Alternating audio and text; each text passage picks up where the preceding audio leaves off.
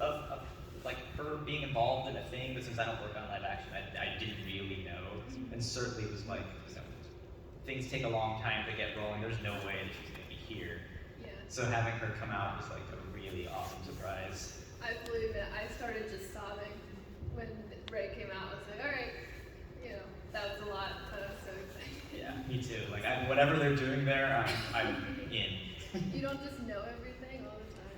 You know, when it comes to stuff like that, it's almost easier to not know, at least until it starts to become solidified. Yeah. Because there's already so much that I do have to remember that, like, not knowing what's going on and what may or may not actually happen is probably just easier. Well, yeah. A couple of years ago, I'm sure a lot of people know if you can listen to the podcast or ever talk to my dad, I was on Our Star Wars Stories, which was a web series Lucasfilm did, focusing on different people and their individual Star Wars stories. And so Matt was on the crew to help tell everyone's Star Wars story, but tell mine. So I want you on our podcast today to tell a little bit of your Star Wars story. Sure. I mean, my story is weird. I grew up as a big Star Wars fan from the point where I was pretty young, but I'm of that age where like I kind of got into Star Wars where no one cared about Star Wars, like before the special editions, but after the films. So I was like that weird kid that was really into Star Wars, and it actually started at a sleepover, a friend's sleepover. We randomly decided to put on Return of the Jedi, and like it blew my mind. Like, I probably had seen them before, like just as a younger child, because I know my dad had like bootleg VHS of it. But seeing it then was like a revelation, and I literally left the sleepover at like 1 a.m. and went home and watched the other 2 films, and then I watched it literally every single day or every night in bed, one of the movies until I was probably 16 or so. And then I got into kind of Lucasfilm as a volunteer at conventions. So I started out volunteering at Comic-Con. And through that I met people, and I volunteered for like 5 years and eventually gradually made my way in to a job I was not qualified for. Which at the time was, we had a Star Wars shop. I don't know if you remember. That might even predate you. It's not something it was like the online store, like the official online store. And I did a lot of work with them at conventions, and eventually like the buyer left, and I put in for his job, and I know nothing about buying, but I kind of convinced them. I'm like, so I know Star Wars really well, I know your audience because I'm a collector, and I know your website, and using it. Maybe you could just teach me the buying thing, and they kind of just took a chance with me. That's how I got in the door, and then eventually I moved on to the StarWars.com team, where I managed like Star Wars social media and produced videos and things, and eventually on the story. That's so cool. So, related, so you're something, obviously Star Wars influenced your career path, and now you work with Star Wars. I just graduated college, and Star Wars very much influenced my decision to pursue film, and hopefully someday I'll get to do the film stuff, maybe. I hope so. It'd be nice to be work colleagues. That'd be cool. That would be super cool. So I think we can both talk about a little bit how Star Wars can have, obviously Star Wars impacts so many people's lives in so many different ways, but I think specifically pursuing it career-wise, even, not necessarily just for us, it's, working in Star Wars, but just how Star Wars can impact the way you see your career, I think is something we can both talk about for sure. Like, I know for me, I really got into film because of watching like behind the scenes stuff of Star Wars. Like we had the Clone Wars DVDs when I was a kid, and I would watch the Clone Wars, and then I would watch all the behind the scenes, like the interviews with Dave Filoni and the sketch processes and all the stuff about concept art. And I just started eating up anything I could find about behind the scenes of the movies and everything, and just that was like really sparked an interest in me. And I paid a lot of money to go to school for it, so. Still paying a lot of money. And I think that what particularly drew you to, obviously you moved to the story group, like what drew you to that? Yeah, I mean, it's kind of funny because I never, growing up, if anybody asked me what I wanted to do, 100% of them, I want to work for Lucasfilm. And my backup was always, I want to work for Imagineering, which is cool because now I kind of get to do both. But I never thought that was like a viable career path. So I actually went to school for visual communications, which is essentially like graphic design. never thinking I would be able to do anything officially for Star Wars. But when I was young, I was really, really into the Star Wars lore. I would read like the RPG manuals that would come out as if they were like textbooks. Like I just loved them. And it's funny because when the story group was created, they needed people that just knew Star Wars lore. And like that was just the thing that I loved so much. So I never thought it would lead to a career, but it was like, you know, being an 8-year-old reading an RPG manual, I guess worked out in the end. Yeah, that's super cool, and I think it's cool as like different things can influence so much. And another thing, you know, I think everybody who relates to this is carrying Star Wars with you, like on a day-to-day basis, whether physically or on your body. Do you want to talk about the tattoo you just got here at I did like literally 45 minutes ago just finished getting a Yaddle tattoo. Probably the only Yaddle tattoo out there. Deep cut. By the way. Yeah, if anybody else wants to get a Yaddle tattoo, like I would love that. I want to meet the other people that like Yaddle as much as me. But it's got to that point where it's like I kind of slowly started with this on. Like Leia was my first Star Wars tattoo because she's like my number one. But then I got a bunch in the courtyard and I got this Vader piece over here and the Star Speeder 3000 from Star Tours. And it's just like my love of Star Wars it was just like an easy thing, like logical if I was gonna get tattooed, it had to be Star Wars. Yeah. I have one. I'm not nearly as tattooed as you, but I have one. I have the tattoo with the symbol of Hera's Leku. I have that on my back. Awesome. So I was like watching this and I was like, does she have it? It's important to me. But I think like, you know, obviously it's physical, but I think also like messages in Star Wars, even about Star Wars, something that really affected me when I was about to graduate high school at Celebration Chicago, and it was the 40th year anniversary panel, or 20th year anniversary panel of Phantom Menace, and hearing like Doug Chiang and a lot of the special effects artists talk about like George Lucas would like give them an idea and they'd look at it and think like that's impossible, like we can't do that, but George would, you know, maybe push a little bit or like just he just had this confidence and was like you can do it, and that made them figure out how to do it instead of just like looking at it and be like I can't do that, like, and then giving up. And that was something like I really took into college with me, I think, especially film, you know, especially I ended up being a producer on a sketch comedy show for my university TV. And so like I would get a script from the writer and I'd look at it and be like, we can't do that. We have a budget of $0. I was like, there's no way. But you know, I would try and think of that like, okay, like what would George Lucas do? And like try and get over that immediate reaction and think like, you know, like, okay, well, think about it a little bit. And sometimes it was like, no, we can't do that. Like, the venue is not going to let us pour water all over their carpet. Like, you have to change that joke. But there were other times where I'm like, well, I think we can make it work if we do this. And like, you know, everyone pitches in a couple bucks. And, you know, I definitely took that with me. And I think those kind of things is what Star Wars really has, both in and out of the universe. That's such a good lesson to learn from Star Wars and George in general. Like that attitude is so pervasive still at ILM. Like every time they want to do a crazy thing, like recreate Grand Moff Tarkin, like you'll hear John Mull talk about it in just like yeah, we don't know how to do that, but we'll do it. And it's like he's so blasé about it. It's like there's nothing that they can't do if they try. And I think that's such a good lesson for filmmakers, especially producers, because like some producers will get caught in that trap of like, you know, bottom line, and it's only like, you know, we can't do that because we can't afford it.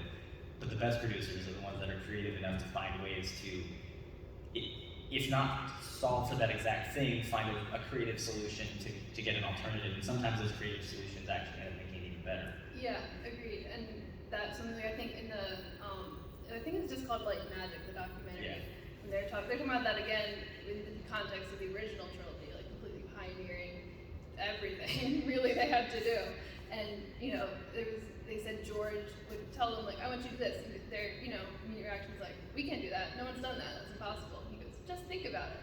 And I try to like, just think about it when I see those things. Because I get caught up in that. Like my immediate reaction is like, oh, I don't think I can do that. I don't know if I'm skilled enough. I don't know if I have the brains, but I'm like, I'll just think about it. And I think that's something you can find in Star Wars too. maybe a bit more dramatic than whether or not you can make a picture of a spaceship fly. It's usually more of a life and death situation within Star Wars. But I think that's something, you know, they're so often against such impossible odds, but if they just think about it and they try, they can do that. And that's a philosophy I try to live by, especially, you know, trying to jump into a career and move across the country from my family, you know? It's nice having you in LA though. It was really nice in LA. I can't wait to go back. My dad convinced me, I was like, I gotta go back right away. He convinced me to wait till June. He's like, well, I can drive you and you'll save money. Oh, good plan. So he's trying to keep me as long as he can, I think. But, you know, it's fun. You know, apartment hunting's not so fun. No. That's terrible. I mean, living in LA is great, but also living in LA is not great. It's difficult. Yeah, but yeah, I mean that was like, I think a first step. I got to do the LA Study Away program for my school, so it was like moving with the training wheels still on, which was nice. But that was again, like, I was so nervous. I was like, I'm so far away. And that was something, again, Star Wars was like, almost like created so many lifelines for me, because I'm across the country, like my family who I grew up with, they're on the other side. So like I can still call them and talk to them, but like if there's like, you know, there wasn't an emergency, but if there was or something, I was like, you know, no one can come get me or whatever. So I kind of realized one day, it's like everyone who's been helping me here in LA is people I knew from Star Wars. It's you, Lizzy and her family picked me up from the airport and let me stay with them for a couple of days until I could move into my apartment. And even like new friends, like the weekend after I moved in, the local Mercs, Mandagalar out in LA, they were having an armor party, and I just like messaged the guy on the forum and I was like, hey, can I come like to your armor party and just like meet you? And they're like, oh yeah. And everyone, they were so nice and so helpful, and they invited me to the Andor premiere, which was like that's awesome. I was like, I just met you, and they're like, oh, we have an extra ticket. You want it? I was like, yeah. It's what's so nice about like the Star Wars community. It's so supported in that way, and you do meet friends from all over. So when you come to someplace different, there's always a good chance you're gonna find people you already know or have some sort of connection with. Yeah, and it's it's so cool because again have that safety net from Star Wars, and because like even these people I just met, all we had in common was that we like the same movies and the same shows and books, but they were like oh, like if you need help, they would like give me a ride home because I didn't have a car, which is terrible in LA. I don't want to live in LA without a car again. But they were like, oh yeah, I'll give you a ride home, I'll give you a ride there, oh, I'll pay for they're like, oh, I'll pay for your dinner, don't worry about it. And I was like, I don't know you, but it was so nice, and it's sense of community. It's what I love about Celebration is that sense of community, because I think online things can get jumbled and you're hearing all sorts of voices, which can be good and bad. But Celebration is just this pure energy of just joy and passion, and it's something I really look forward to every time. Yeah, it's nice to be back. Yeah. Yes. It's cool to be in Europe. I've never been in Europe before. I know you have. I have, yeah. I haven't, and it's really cool. It is. Do you have any time to hang out? No. We got here Thursday and crashed, but it's been super cool. I was gonna say something else. I'm gonna check my notes. Yeah. So I think something sort of related to that is I wanted to ask you about any specific characters or stories that are meaningful to us. Obviously, Yaddle is pretty meaningful. What brings you to Yaddle? I'm curious. Yaddle is just my love for it's gonna sound weird, but I like the stupid side of Star Wars. I like when Star Wars doesn't take itself seriously, because I think that levity, that was such a George Lucas thing, is what makes, or one of the things that makes Star Wars so relatable to so many different kind of generations and types of fans. And so I've loved Yaddle since '99, just seeing her back there in the council just looking silly. It was like, oh, is that like a rejected Yoda puppet or what? And I actually had there's this really ridiculous photo, which is kind of what my tattoo is based on, of her just looking surprised. And I had that as my phone background for 2 years, because every time I would turn on my phone, it'd be like, hey, that's fun. So that was really it with Yaddle. And then more recently with Tales, which I am fortunate enough to have been able to work on a little bit. It was so nice because I knew Dave was wanted to do something with Yaddle, and I just remember being in that room and being like, oh God, please don't do anything bad with Yaddle. But I mean, he like, you know, they took the character seriously. They brought in a legit actor to play the voice, and they had her be a badass. And like, yeah, she dies, but like, she dies in a very like meaningful, impactful way. And like, that's exactly what I want from that character, where you can have somebody that is silly, but then also like can rise up and be great. And I think that's the Owl thing. Yeah, I think that's such a core part of Star Wars too, and I think it's something, you know, when it does get serious and sad, it enhances it. I think how silly it is. It's one thing to have, you know, you have this character and you just kind of get used to them being sad. It's like, oh, they're sad again. Yeah. You know, but when you've seen that character laughing and being silly, I think it's more impactful. Like, you know, like I always get really sad when we see Jar Jar's sad face. That's what I was thinking In too. Revenge of the Sith, because we're so used to him being, oh, it's Jar Jar, like he has fun and he's silly and goofy, and then you see him mourning, and you know, I think it really enhances the impact of Padme's funeral.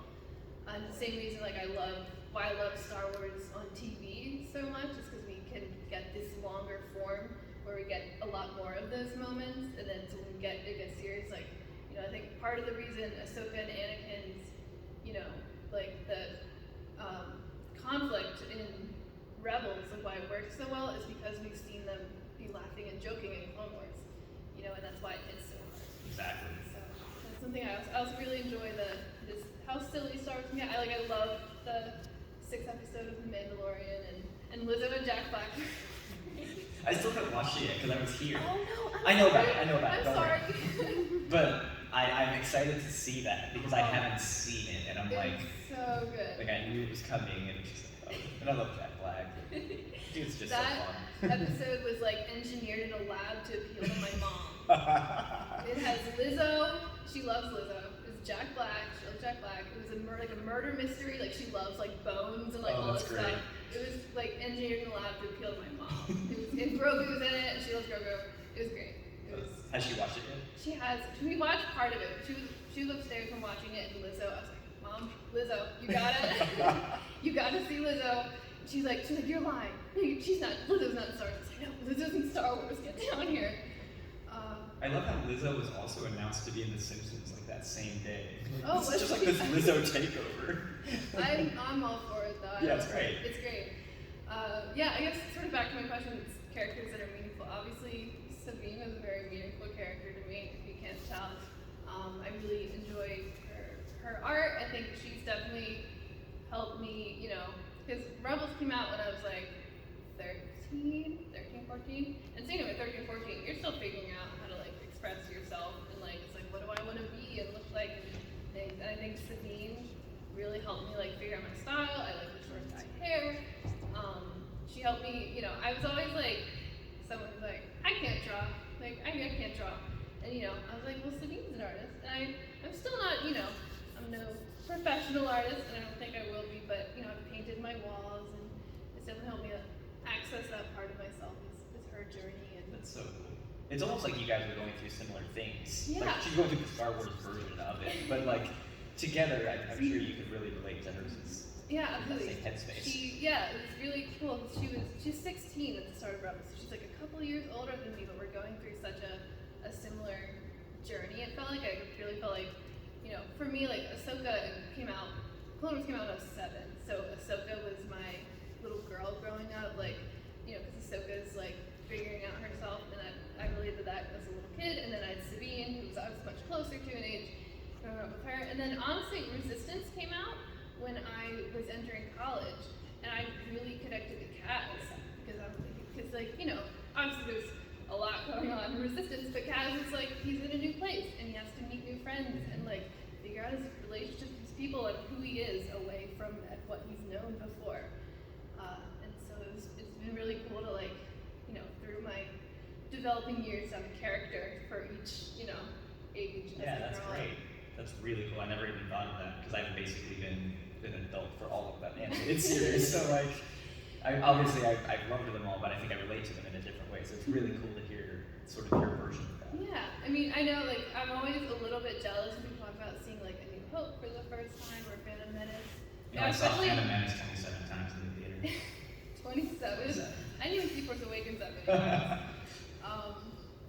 especially New Hope, people always talk about how it's like this magical experience, and I've always been a little bit jealous because of how new it was. Man, I kind of wish I could have done that, but like for me, that experience was seeing Clone Wars in theaters. I think we saw Clone Wars only 5 times. Sappy, who's in the audience right now, she was she's shaking her head. She was really scared of Ventress. Fun fact, she was really scared of Ventress. She's very intimidating. She's very scary in that movie. But so when Ventress would like come and she would like choke Rex and she'd come in all scary, she would have to go to the bathroom every time. So my dad missed that part of the movie the first like 3 times until my mom came in. But yeah, like Clone Wars was that for me. I was like, you know, people say all sorts of things about the movie. I will always love it so much because to me that was like, oh my gosh, that was my Star Wars on the big screen. It was such a cool experience. And then I think Rey also seeing a live action Star Wars was also so like Rey coming back. I was like, I was like, to me that's like what people probably felt like when like they said Han Leia was going to be in episode 7. Totally. That was my like. That makes perfect sense. You're exactly that generation. Yeah, because it was my freshman year of high school. Rey came out, and I was like, you know, I'm like, I always cry when she pulls that lightsaber from the snow. Like that was such a powerful moment for me. I'm excited to see her come back. I love Rey, Finn, and Poe so much. They're such great characters. Same. I hope we'll see. You know, if we don't get Finn and Poe in this coming, if we see them again. Great. They're great in some books and stuff coming up now. Yeah, I like some of the stuff we've done, like Resistance Reborn was a book that I worked on, and I love all of the character interplay. That's such an awesome book. That brought so many things back. Yeah. So many things. It was almost like Infinity War of Star Wars. Totally, it was very much tying together things. Did you like some Battlefront 2 stuff? Yeah, when Rebecca's like, can we use Shriv in this book? And like, oh yeah, of course you can use Shriv. Please use Shriv. Yeah. Oh my gosh, that's it. I like forgot about that book. I read that a while ago. Even snuck in Pretty Face, who is one of my favorite Oh characters. yeah. I have to reread. That's such a good book. Yeah. Are there any? We talked about Yaddle for you. Any other characters? Leia's my big one. Like Leia is my favorite character. Like in an inspirational sort, she's like the type of person I wish I could be, and I probably would never be. She's a lot more outgoing than me. But like, you know, she is such a beacon of hope, and she fights for what she believes in, and she fights in multiple ways on multiple fronts. But she's always trying to do the right thing, and she's loyal to her friends, and you know, she's just the best. Like, if more people were like Leia, the world would be a better place. Yes, it would. Yeah, and I think Leia is such important. And then also, like, you know, when we were talking about like things in and out of Star Wars, like Carrie Fisher is such an inspiration. Definitely. Such an amazing human being. Yep. I was very fortunate, like for some celebrations that I got to interact with her, and she was always like the greatest. Like she's exactly what you want her to be. Yeah. And just like I don't get starstruck really. I don't really care that much about actors, but like with Carrie, I just want to hang out with her. And Gary, her dog, because her dog's great. So one time I did get to pet sit Gary for like an hour or so. And that was like highlight of the celebration career. That's so awesome. Yeah, I'm trying to think more for me. I feel like I talked about mine with the animated series all like lining up really well for parts of my life. Any like particularly like, you know, not necessarily character, but like a story that really means something to you? I think anything about the rebellion in general always means a lot to me. Like I really like what they've done with Andor and Rogue. Like I don't know if it's like me just coming from kind of a punk rock background, because that's what I was in high school. But like the idea of rising up against authority is always like, it always impacts me, especially when you have an authority that is so clearly bad, like in Star Wars. It's, you know, like just something about that scrappy band fighting for what they need to do. And now I don't want to get into politics, but now the direction the world is heading makes me feel even more rebellious in that way, which I guess is probably due to Star Wars. Yeah, I agree. I think one of my favorite moments, probably in the saga, is in the Rise of Skywalker when they're coming against the Exegol fleet, and there's the 2 officers, Pride is one of them, and he goes like where'd they get this fleet? Where'd they get this military? He's like, well, it's just people. Yeah. I totally butchered that quote, by the way, but that's always such an impact, because that's such a representation of all of Star Wars. Like it's not, you know, it's not a counter force. It's Yeah, when you see like this big oppressive force, there's no way to beat that, and then you have the rallying of everybody just doing the right thing. You know, it's nice. Yeah, absolutely. Yeah, so I also want to talk a little. Mentioned this earlier. We talked about like the energy of celebration, and you talked about getting to babysit Gary Fisher, which is awesome. Any like other things you really love? Any strong celebration memories? Since we are here at Celebration. I mean, I've only missed 2 celebrations my whole life. I missed the first one, and I'm still like angry about it. I'll never forget that one. And then I missed the first London one because I was on tour with some bands, tour managing. But so I've had a lot of celebration memories over the years, both as a fan and working it. The first time that we did the celebration live stream in 2015 was really, really huge for me because that was just such a big undertaking, and I was helping produce the stream and doing all of the social coverage at the same time. So like it was also a lot of work. But one of my favorite moments of that show was that was where they debuted the Rebels season 2 premiere, I think. And in that it's a trailer with Rex. And we had a fan volunteer, because we would have like volunteers that are helping at the stage. A fan volunteer is a huge Rebels guy and missed the Rebels panel because he was so dedicated to working on our stupid thing that and I was just like, no, you can't miss it. But because I was also posting everything, I had the trailer on my laptop. So I was like, no, dude, come upstairs. We're gonna turn all the lights off. I know it's not as good of a presentation as it would have been in the panel, but sit here, watch it on my computer. And so I got to watch him individually, just by himself, watching the trailer. And like when the Rex, it like cuts the black and the Rex voice comes on, and he's just like, yeah, like that meant so much to me. Yeah, I think those moments. I'm very expressive and reactive. Like I mentioned, crying when Ray came out, like in a panel. So if you ever sat next to me, you'll know that. But seeing like other people's reactions is always something I really love. Especially like kids, obviously, are always like, no. Like yesterday, walking out of the studio showcase, there was like a little girl dressed as Ray with the biggest smile on her face, and that just made me so that's happy. So great. Since you mentioned kids, actually, I've been working on Young Jedi Adventures, which is our like younger fan show, and I'm so excited about that because I mean I love the show. It's so fun. Like every time I have to watch one for work, it's like not even like work. But because it's gonna give young kids this new like outlet, this new way kind of way in to Star Wars, it feels so cool. And I'm like, oh man, I can't wait to see some actors and kids here like. All the Halloween costumes. Yeah, like in their Kyla's and Nub's costumes, and hopefully some Nash costumes because she's my favorite. But the idea of finally giving that age something, and now you have like so many things you can kind of start there and just graduate to, and there will be Star Wars for you for your entire life, and that's just so cool. Yeah, I think it's awesome. I was like totally squealing over the toys at the Hasbro. Me too. I was like, oh my god, I love Nub so much. He's so cute. I saw somebody on the floor with a homemade Nub shirt, and it made me so happy. Oh my god, I can't wait for the plushies. Did you see the backpack? Yes. Oh my gosh, I was like, because it looks like a kid's backpack. Yeah. And I'm like, it can work as like a mini Yeah, backpack, totally. right? It'll be like one of the launch fly ones. Yeah, I was like, it's basically, yeah. And it comes with another plushie. Yeah. It's so cute. Yeah, I'm trying to think, I was going to say something, celebration memories. I forgot it. Sorry, I just ran. No, Young Jedi Adventures of Bertha. I'm very, because I've seen the shorts, and the show comes out April. I think the show comes out May 4th. May. Yeah, May the 4th. May 4th. That's a Some date. April. It's a date you should remember. Yes, probably May 4th. So yeah, that show is going to be super good. And it's cool that it's High Republic. Yeah. We're getting that start to come to screen, which is awesome. This is a celebration memory, but sort of aligned to kids reacting things. I think you were there when we saw, there was like the marathon day of, what was the theater? All the original Oh, the trilogy. Arrow.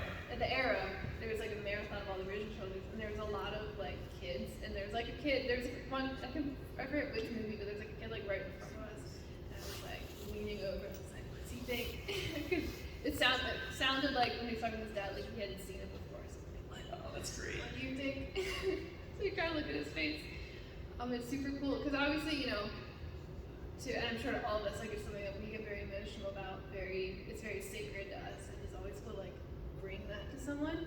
When we were queued up today for the Ahsoka panel, we're talking to this girl who had only seen Star Wars this past year because her friend showed it to her, and she was talking about how like she's like, yeah, I'd never seen any of it before, and then my friend, she described it as her friend introducing her to her world, and she's like, well, now I don't want to leave.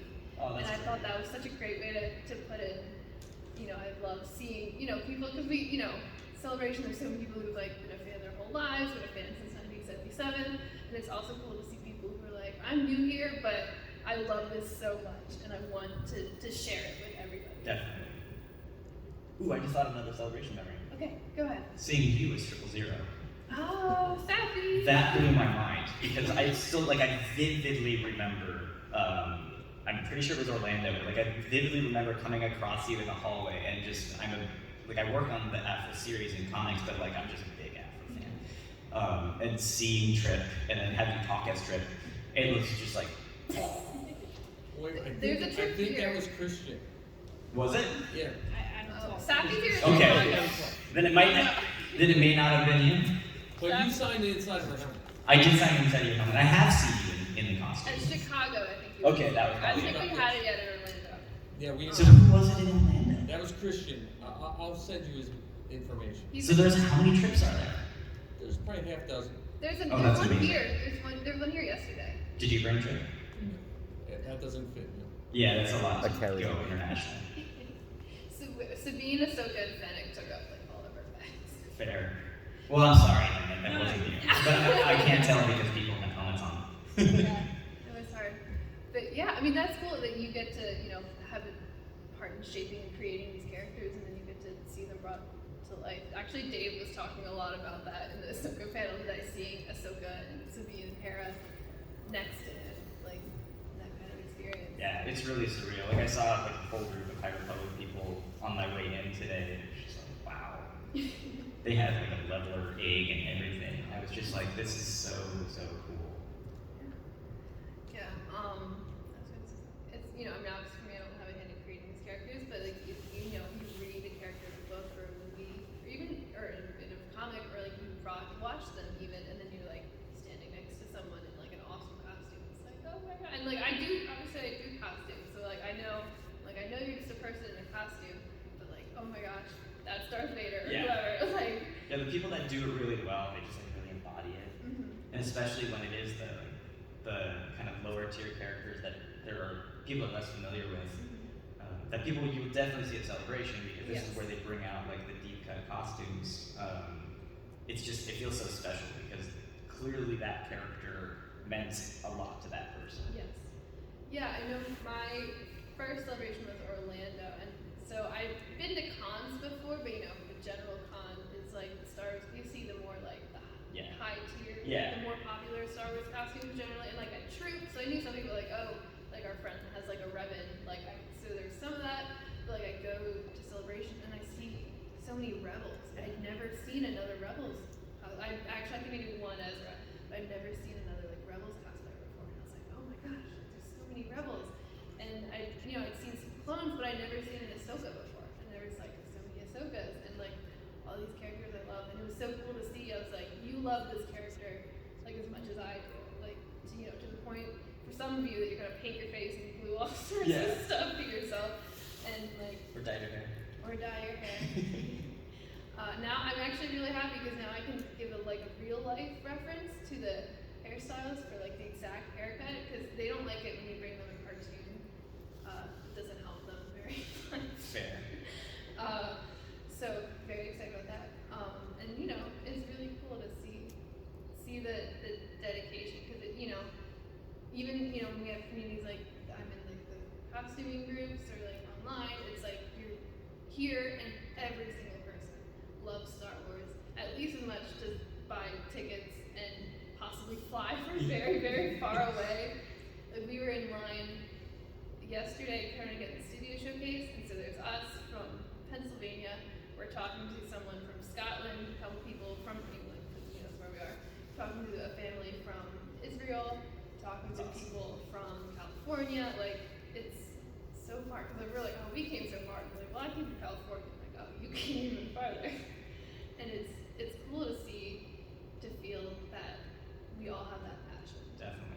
Here's really interesting because you'll hear so many different accents. Yes. Where like for say California, for Anaheim, it just feels like there's a lot of Americans there. I'm sure there are other people from other countries as well, but here it feels like it's kind of a centralized location for a lot of people, and so you will interact with people from everywhere. It's really interesting.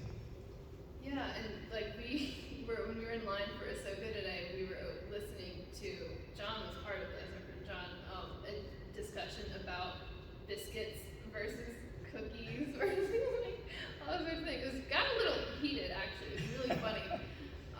But it's like cool, like, you know, like yeah, we're at a Star Wars panel, but like all these different, you know, people from all these cultures love these stories and love these characters. Yeah. And it brings people together. It's really It's like a universal language almost. yeah, it really is. And it also reminds me of, we were at Star Wars Weekends, well, when that was still a thing in Orlando. We didn't realize it was Star Wars Weekends when we booked the Disney trip. Oh, that and it worked out. It was like the first weekend of the last batch of Star Wars Cool. Weekends, which was cool. But even for Star Wars Weekends, there was tons of people, we were talking to someone, and they're like, oh yeah, I'm from the Hawaii garrison, oh, I'm from the German garrison. And like, it really brings people together so much. Definitely. It's cool and weird how George managed to like create something that can appeal to so many different people of different backgrounds and different cultures. Right, and I think part of that's definitely how much Star Wars draws from so many things too. Yeah. Like, you know, there's obviously westerns, like very American, but also like samurai films from Japan, and even like just different planets will have architecture from different places. Like Naboo, obviously was filmed there. It's very Italian, very Spanish, and all sorts of things like that. And it's cool to see how we can blend, and that's why I love something like Visions, which we're getting another volume of. Yeah. And allowing, you know, people from different cultures to give back to Star Wars in a way. Definitely. And Visions is such a great outlet because it doesn't have the kind of rules and restrictions that we may apply to other Star Wars storytelling, so you really do get to see that sort of cultural twist on it, which you'll get even more of for Visions too, because it's an international base of studios. Yeah, I mean, I saw a couple of Visions. I love Visions. I saw a couple of Visions cosplayers. Oh, who'd you see? I saw an F and Awesome. a Ronin. And I was like, oh, Visions, you know, Visions. It was super exciting. There was last year, I was Carl in the Days of Celebration. Oh, that's and awesome. I found 2 other Caras, and I can't remember his name, but the boy in the blue poncho. Yeah. There was one of him too. Oh, that's so cool. I was like, oh my god, like, little, you know, they all had long hair, so they could like actually do the ponytail. I had a wig that was like sliding to the side because of the ponytail. But it's just, you know, it's cool. And it's cool to see like different costumes, like how people wear them, different people Definitely. do them. Because you know, it's, you know, obviously there's like on-screen accuracy, but for sometimes it's like both costumes can be equally accurate, but it looks different because of the person. And it's Yeah. awesome to see that personal. Especially when it's something like animation. Yes. Because you do have to take some liberties to try to translate, you know, the animated art style to like real world art style, and it's and you end up with different takes on that, which I think is just really cool. Yeah, it's interesting to see different interpretations. I was F for Halloween a year or 2 ago, and so I made the shoes, and I was like, oh, there's a silver piece across, but it's, you know, you can see my black socks under, so I was like taking felt and like gluing it to shoes. And then I saw like the F cosplayer today, she had just a black piece, and I was like, that's so much smarter. I was like, the way I did it is so annoying, but like my brain just saw that and interpreted it as, oh, there's a silver piece over top, so I can make the silver piece over top. You know, and it's cool, like with animation. You know, especially animation, there's all those little things that like don't make sense. Like Sabine's comlink, when she only has one belt, just kind of like sticks there. Which is why I like to wear the 2 belts. A lot of cheating in animation. And so that was always something I like talking to other Sabine cosplayers about. I feel like most of us have 2 belts now, but other single belt cosplayers, where I was like, how do you do it? It's like, well, I use a hair tie, I use a magnet, and it's like cool to see the different ways you can do stuff. That's very cool. Did anybody get who you were when you were in your F costume for Halloween? No. I was like, I just like wore it to the dining hall. So one person did it, because it was my friend that I made watch. Okay. That doesn't really count, because I've done weird costumes before that absolutely nobody gets. but I get it. That's all it is. It's like, well, I know what I am. It's like, and that's what, you know, you can tell I'm in a costume. Yeah. Usually. So, I don't know, maybe I was dressed like that. mean, Star Wars has good fashion, so if you just dress like that. No, I love Sabine's new jacket. Me too. I don't know if I want to do the armorless costume because I just love the armor so much. But I'm like, I And just you have want to have a wig. Yeah, I need the wig. But I was like, I just want the jacket. Jacket's The great. jacket's awesome. I'm very obsessed with Star Wars jackets in general. There's some good jackets. I feel like Resistance has a lot of good jackets. Like Yeah. Kaz's jacket's so good. Andor had amazing jackets. Yep.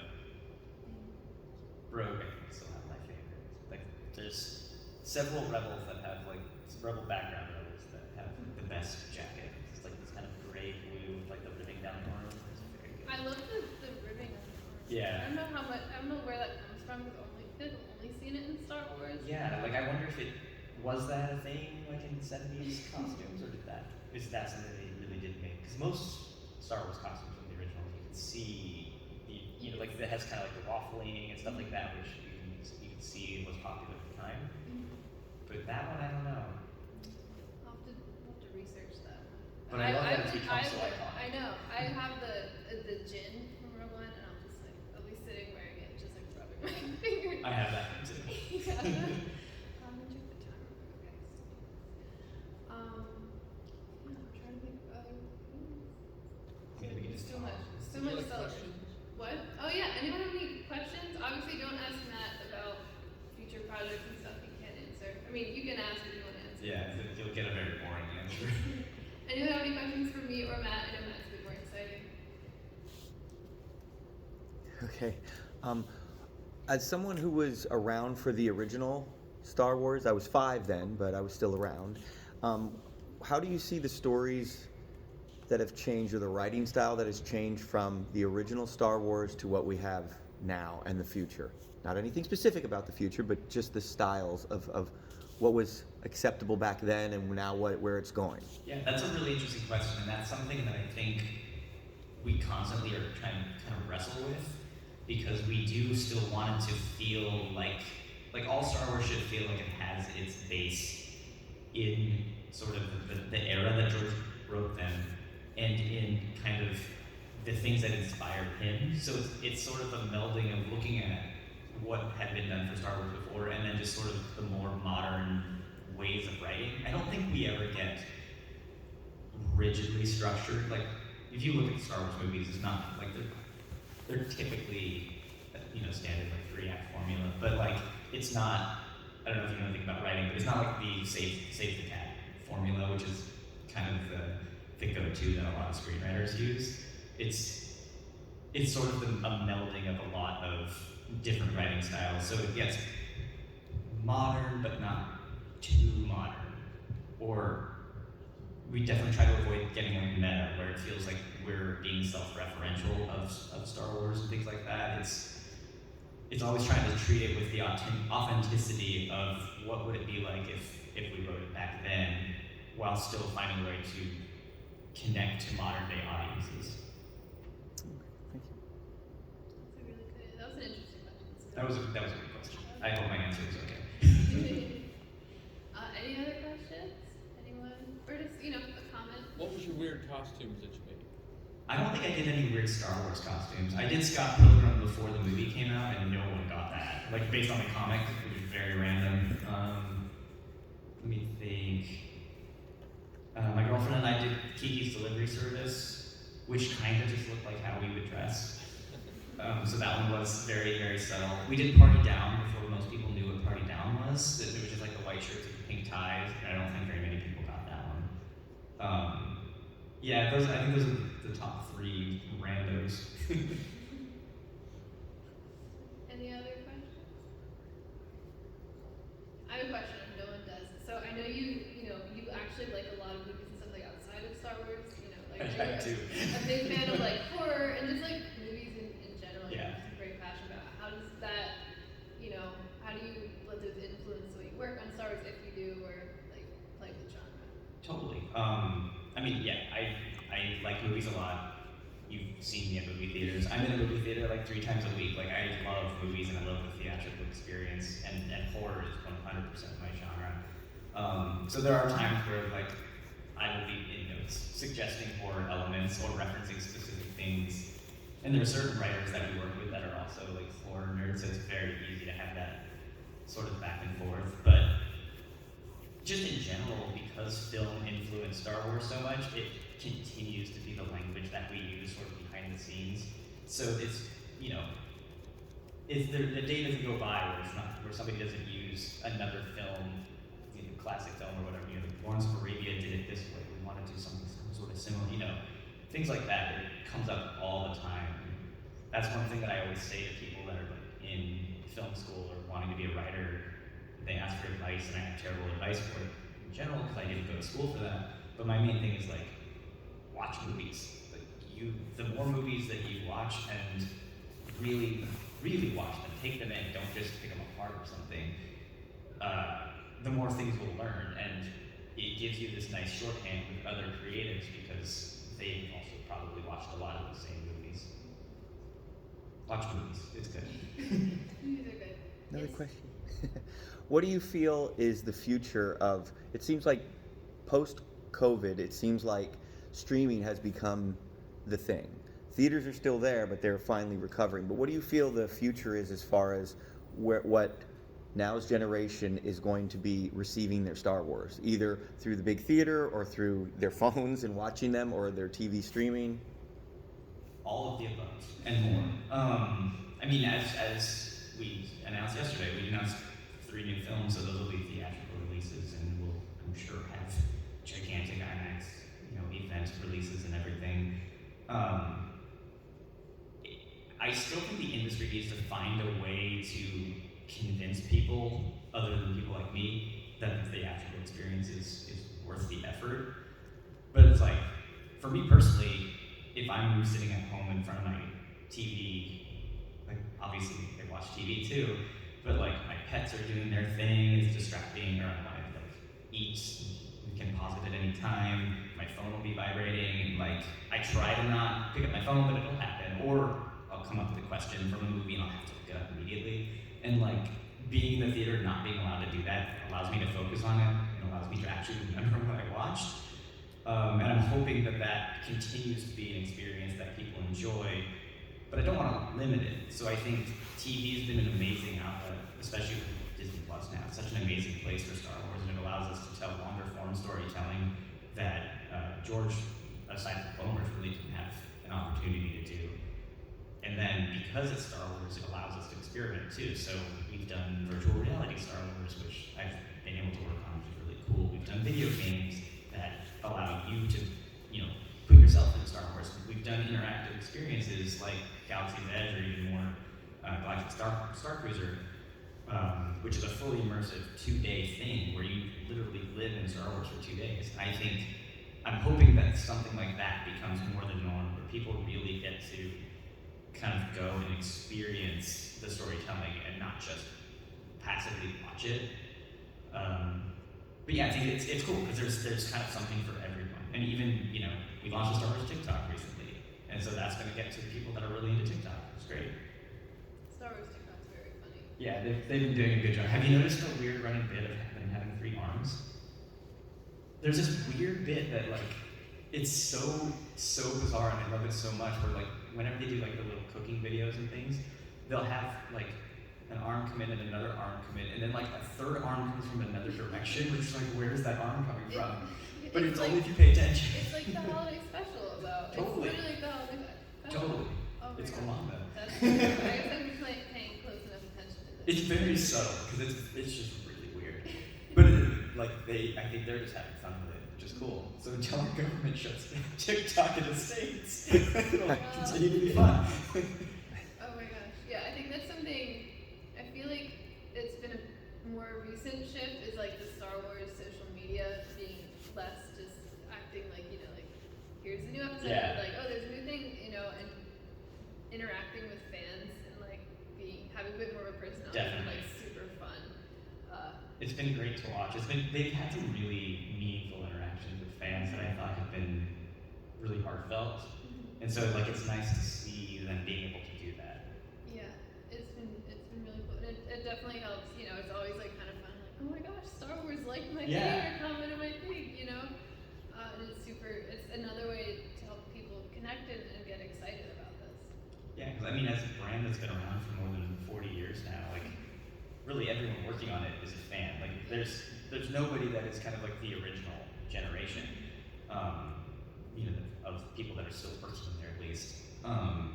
And so when social is interacting with people, that's really just fans on both sides of the fence talking to each other. Yeah, and that's what it's all about. Exactly. That's why we're all here, to interact with each other, and the panels and that stuff too. But really interacting with each other is always the highlight of Celebration. Seeing how creative everyone is and passionate, and getting to talk about biscuits versus cookies.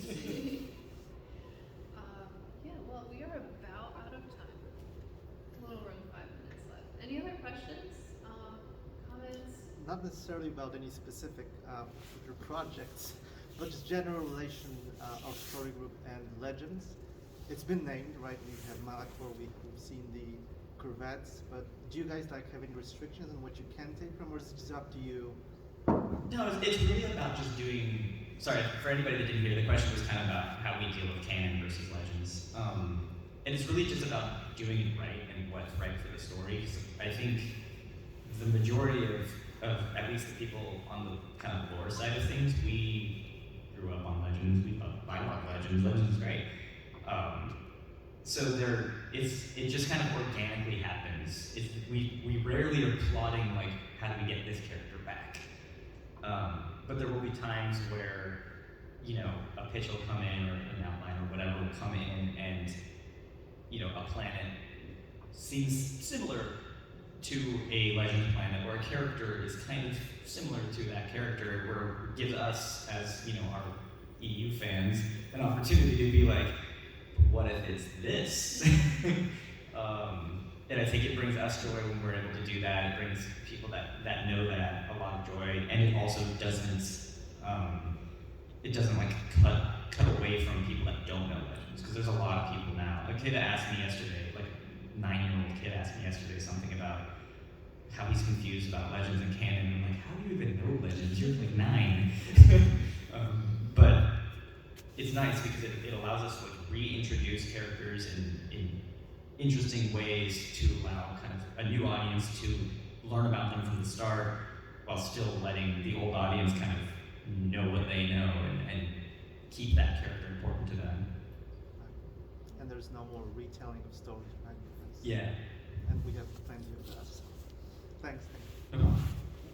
That was really good, especially about like making sure the Legends characters. Because I read a couple comics when I was a kid, but I wasn't really ever into Legends too much. And it's there's all these like cool characters and stuff I hear about, but it's so intimidating sometimes to get into. There's so much, and there's so many opinions on which ones you should read, and like so it's like Thrawn was one. Like everyone, like I knew Thrawn, like I knew about it, but I never got into all the books. I already had canon books to come up with. So him being introduced to Rebels, which is like very much like my show, was like a great way to introduce me to his character. I've read all his canon books now, and I think he's so interesting.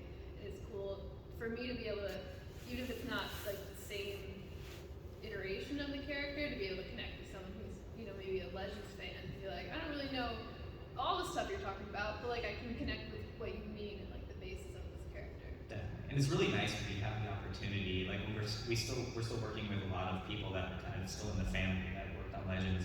Where like somebody like Thrawn, Dave and his team talked to Tim Zahn, who created Thrawn, to try make sure that they're doing it right and they're approaching it in the right way.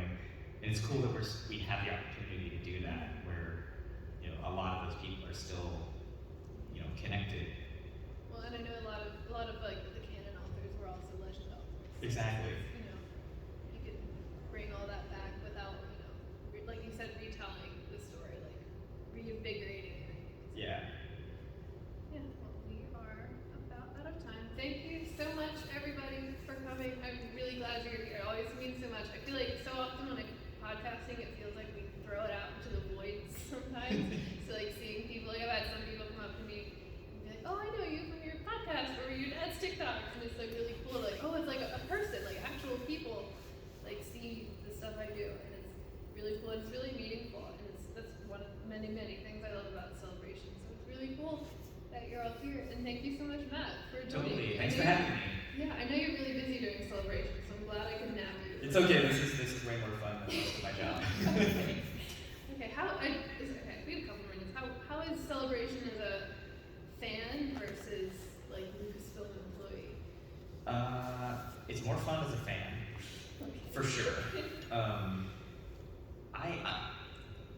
kind of just like I work a lot. That's just who I am. So I end up doing way more work than I really need to be doing when I'm here. So in addition to being on panels and things, doing the things that like my current job makes me do, I also help produce the live stream because that's my whole team and it gives me something to do. So it's nice because I do get to see the floor because I'm usually producing the field packages, so I'm like out and I get to see stuff.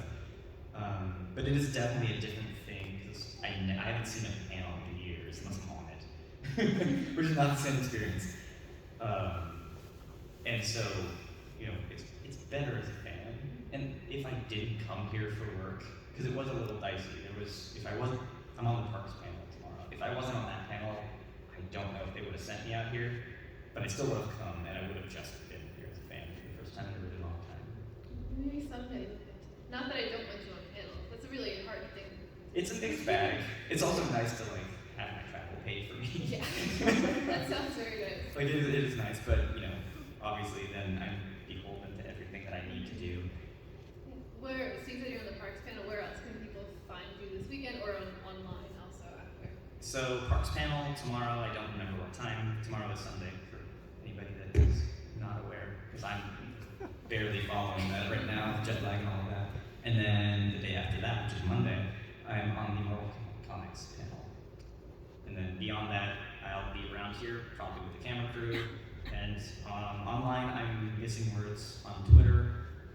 That's probably where I'm most active. I'm also Matthew C. Martin on Instagram, where I post the occasional thing. Yeah, thank you so much everyone for coming or for listening if you're